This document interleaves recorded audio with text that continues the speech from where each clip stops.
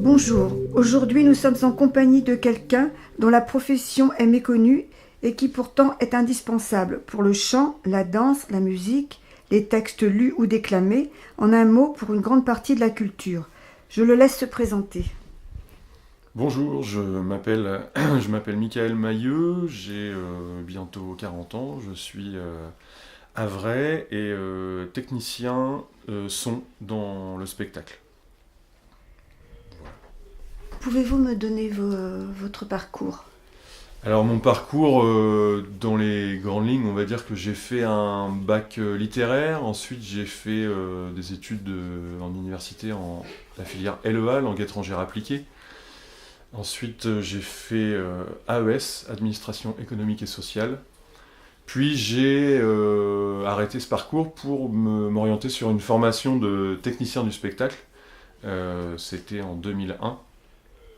Et depuis, ensuite, à la sortie de cette formation, en 2002, j'ai intégré BCBG, qui est un groupement d'employeurs culturels au Havre, dans lequel j'étais régisseur technique pour différentes structures qui sont adhérentes de ce groupement. En 2005, j'ai arrêté ce contrat chez BCBG pour travailler sous le statut d'intermittent, qui me permettait d'ouvrir un peu les réseaux et les personnes avec qui travailler. Et puis depuis septembre 2018, j'ai intégré la mairie de Gonfreville-Lorcher, où j'occupe un poste de technicien son, régisseur son au théâtre de la ville. Et je suis aussi amené à faire des missions à l'échelle de la ville qui concernent la technique son. En parallèle de ça, j'ai aussi une activité de studio d'enregistrement. J'ai monté une structure associative depuis 2006. Aujourd'hui, on est hébergé dans les locaux du SEM au Fort Tourneville, après avoir été hébergé dans les locaux du Tetris.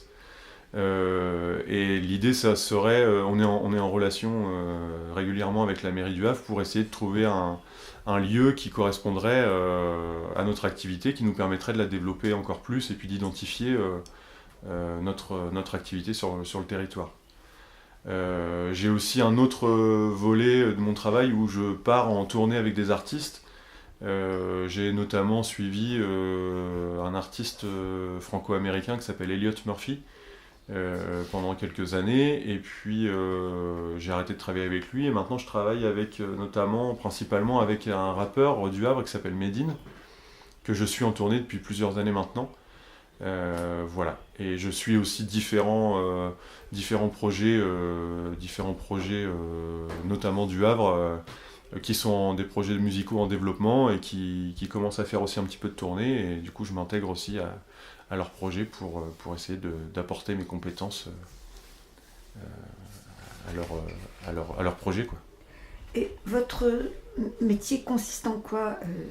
Donc le métier de technicien son ou régisseur son, en fonction de la position qu'on occupe, il est d'étudier en amont la préparation d'un spectacle. Donc c'est l'artiste qui va se produire nous présente sa fiche technique.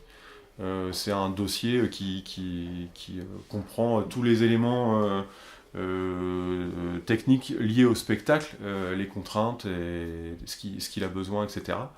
Et du coup, nous, on est là pour lui proposer une solution technique par rapport à ça, par rapport au lieu dans lequel on va se trouver, et par rapport au matériel dont on va disposer pour cet événement. Pardon. Oui, pardon, et juste du coup, après, on a cette phase de préparation, et après on a le jour du spectacle, on a le montage, l'exploitation, et du coup le démontage et rangement après, etc., quoi. Voilà. Vous arrivez aussi à faire du chiffrage ? Oui, il m'arrive aussi de faire du chiffrage en fonction des demandes, en effet. Je peux être amené, comme aujourd'hui je suis relativement expérimenté, on peut dire que les gens me font parfois appel à moi pour faire du chiffrage, pour essayer de trouver la meilleure solution financière, le meilleur équilibre pour que le projet puisse aboutir, quoi. Vos projets ? Mes projets, c'est de continuer à faire mon travail voilà, tel qu'il est aujourd'hui, dans les conditions dans lesquelles j'arrive à l'exercer.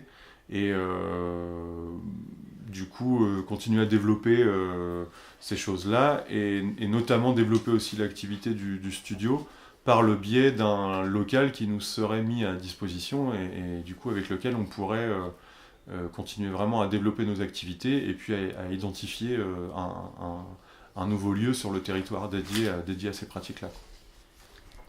Avez-vous des rêves? Pas particulièrement, enfin pas de rêve, on va dire, fou, hormis peut-être le fait de pouvoir continuer à travailler dans des conditions actuelles avec des équipes agréables avec qui on peut travailler, où humainement on se sent considéré et on se sent responsabilisé, parce que c'est pas forcément le cas aujourd'hui dans tous les domaines d'activité. La question de la relation humaine a l'air de beaucoup vous intéresser. Oui, parce que